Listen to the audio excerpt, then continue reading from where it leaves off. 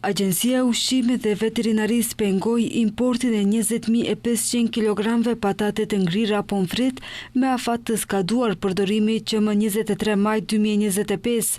Patatet të importuara nga Holanda ishin të destinuara për shitje në tregun e Maqedonisë së Veriut, informoi agjencia. Sasitë e ndaluara të patateve të ngrira në pranitë e inspektorëve të ushqimit nga agjencia u asgjësuan në mënyrë të sigurt të premten në deponinë Trizla, në bazë të masës së shqiptuar për ndalim importi dhe vendimit të lëshuar me urdhër për asgjësim të sigurt.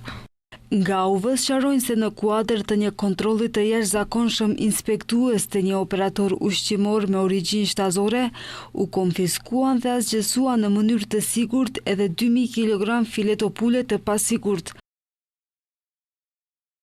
Për shkak të mosrespektimit të procedurave të higjienës së mirë dhe praktikave të mira prodhuese, operatorit ushqimori është shqiptuar mas ndalimi i përkohshëm për punë dhe gjop prej 4.400 eurove në kundërvlerë denari.